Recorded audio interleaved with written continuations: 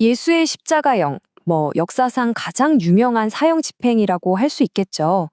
우리는 보통, 예수가 왜 죽었는지 알지? 라고 생각하잖아요.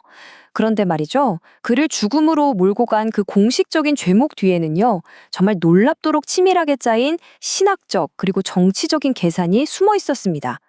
오늘 바로 그 복잡한 이야기의 핵심을 한번 제대로 파헤쳐 보겠습니다.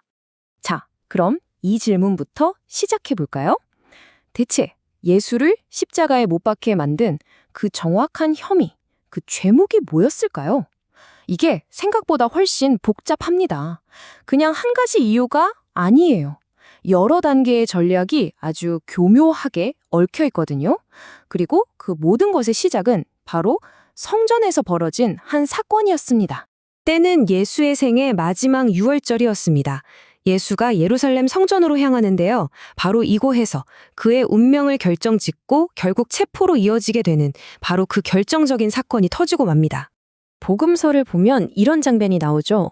예수가 성전 뜰에서 재물을 사고 파는 상인들의 상을 막 뒤엎고 한바탕 소란을 일으킵니다. 보통 우리는 이 장면을 보고 부패한 종교 시스템에 대한 의로운 분노의 표출이구나. 이걸 성전 정화라고 부르기도 하고요. 다들 그렇게 이해하고 있죠. 그런데 과연 그게 전부였을까요? 사실 예수의 이 행동은요, 그냥 단순히 청소나 정화, 그 이상의 의미를 담고 있었습니다. 그리고 당시 종교 지도자들은 이걸 아주 정확하게 꿰뚫어 봤어요. 이 행동에 담긴 진짜 의미, 이건 거의 선전포고나 다름없었거든요. 자, 여기서 아주 흥미로운 지점이 나옵니다. 예수의 행동을 보는 두 가지 시선이 딱 갈리는 거예요. 우리 같은 일반적인 시선에서는 성전이 더러우니까 깨끗하게 하려나 보다. 이렇게 생각하죠. 하지만 당시 지도자들의 해석은 완전히 달랐습니다. 그들은 이걸 기존 성전 시대의 종말을 선언하는 어떤 예언자적인 상징 행위로 받아들인 겁니다. 그러니까 핵심은 바로 이거예요. 예수의 행동은 여기를 좀 깨끗하게 씁시다. 이게 아니었다는 거죠. 그게 아니라 이 건물의 시대는 이제 끝났어. 이제부터 내가 새로운 성전을 세울 거야. 라는 어마어마한 건의의 선언이었습니다. 지도자들이 이 엄청난 도발을 놓칠 리가 없었죠. 그리고 이건 곧장 공식적인 재판으로 이어지게 됩니다.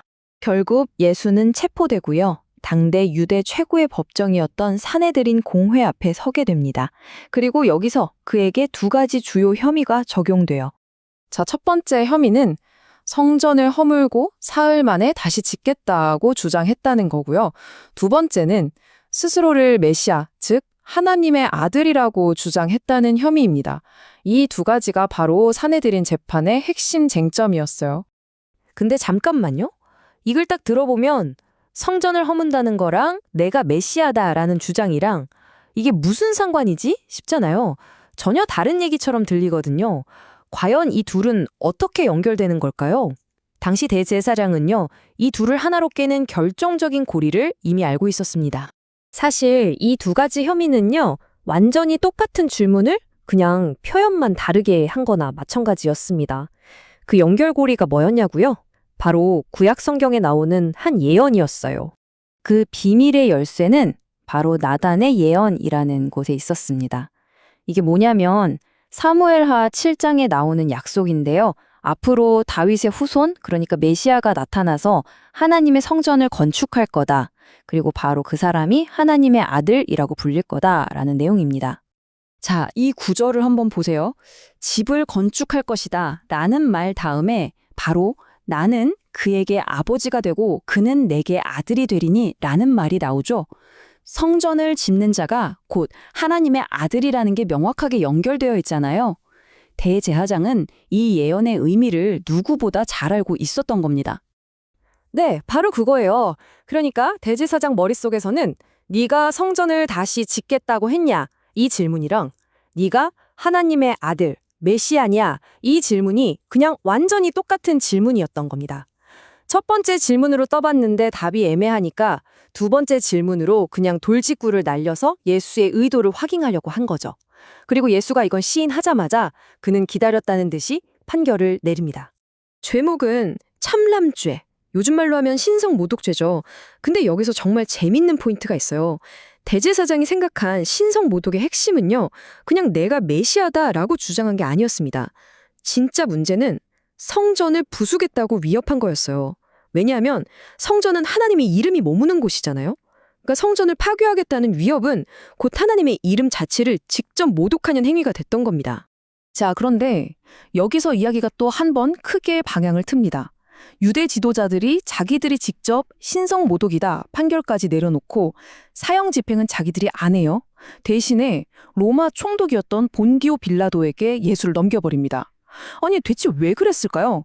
여기서 그들의 아주 교묘한 전략이 드러납니다. 자기들 세계에서나 통하는 종교적 범죄인 신성모독을 로마가 신경 쓸 수밖에 없는 정치적 범죄로 번역해서 넘긴 거예요. 메시아, 하나님의 아들이라는 종교적인 칭호를 로마인들이 들으면 반란군이구나 할 만한 유대인의 왕이라는 정치적인 칭호로 싹 바꿔서 고발한 거죠. 이건 뭐 로마 황제에 대한 반역죄나 다름없으니까요. 심지어 빌라도가 됐고 그냥 너희 법대로 처리해 라고 떠넘기려고까지 했는데도 그들은 아주 끈질기게 로마의 처형을 요구합니다.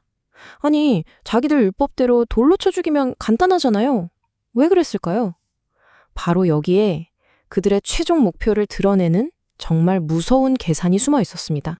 그들의 전략은 이 두 가지 처형 방식이 갖는 엄청난 차이에서 명확하게 드러납니다. 한번 생각해 보세요. 만약에 유대 법대로 돌로 쳐서 예수를 죽였다? 그러면 예수는 부패한 권력에 맞서 싸운 순교자처럼 보일 수 있겠죠? 그럼 예수 운동이 사라지기는커녕 오히려 더 불타오를 수도 있는 거예요.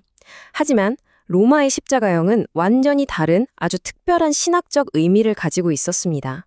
유대 지도자들이 원했던 건 그냥 예수를 죽이는 게 아니었어요. 그들은 예수라는 사람뿐만 아니라 그가 시작한 운동 자체를 아예 뿌리 뽑아버리고 싶었던 겁니다.